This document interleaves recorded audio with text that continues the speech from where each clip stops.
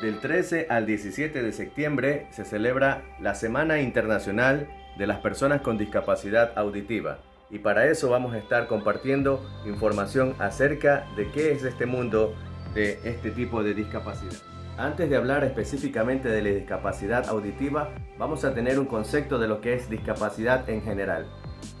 La Ley Orgánica de Discapacidad, en su artículo 6, indica quiénes son personas con discapacidad.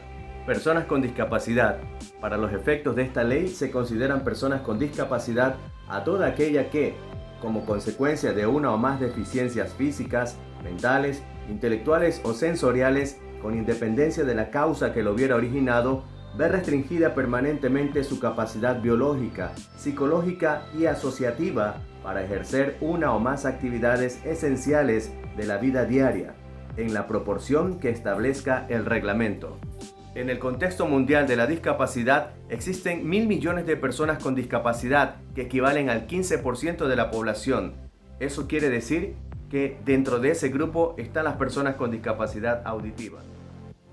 ¿Qué es la discapacidad auditiva?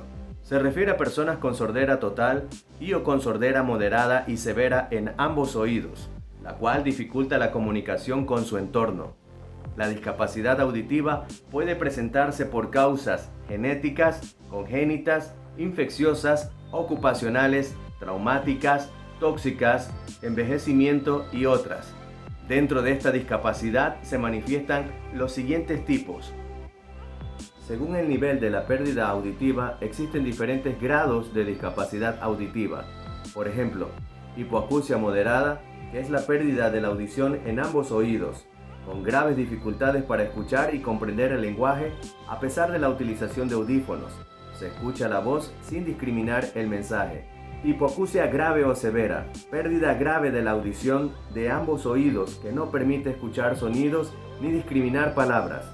Pueden desarrollar la destreza de lectura de labios. Hipoacusia profunda o sordera. Esta es la pérdida total de la audición. La gran mayoría de sonidos no son escuchados. Las personas que cuentan con cierto tipo de discapacidad auditiva pueden también acudir a ayudas técnicas, como por ejemplo, hablamos de audífonos o implantes coclear. Audífonos. Las personas con hipoacusia pueden beneficiarse del uso de audífonos. Son aparatos que canalizan y amplifican las ondas sonoras. Implante coclear. Son aparatos o dispositivos eléctricos que son diseñados para mejorar la percepción de los sonidos y la comprensión del habla.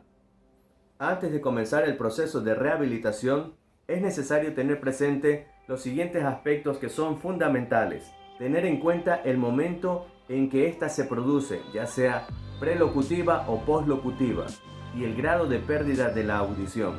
También es importante considerar las condiciones ambientales o el lugar o el espacio donde se realiza la rehabilitación, ya que debe estar aislado de cualquier tipo de sonido. Es importante señalar que al referirnos a las personas con discapacidad auditiva debemos decir personas sordas y eliminar la expresión sordomudo, ya que es un término peyorativo. En tal caso debemos decir personas sordas con falta de lenguaje oral. Si queremos ser parte de la inclusión de las personas con discapacidad auditiva, debemos practicar la inclusión. Y la inclusión arranca por la accesibilidad.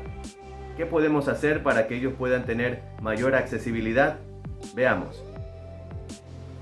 En el caso de la discapacidad auditiva, debe existir la presencia de un intérprete de lengua de señas o manejo de lengua de señas en todas las dependencias públicas y privadas que prestan atención y servicio directo al público, ya sean hospitales, farmacias, empresas eléctricas, bancos, etc.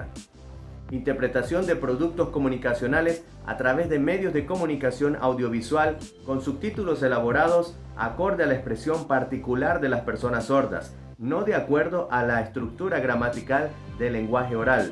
Emisión de programas informativos, educativos y de entretenimiento a través de los medios de comunicación audiovisual con el recuadro de traducción en lengua de señas.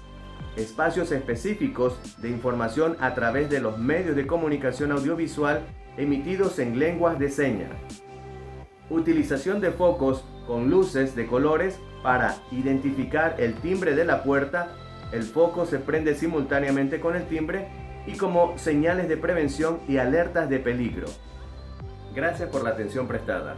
Empecemos a practicar estas sugerencias para hacer de la discapacidad algo llevadero y un espacio donde se practique más la inclusión.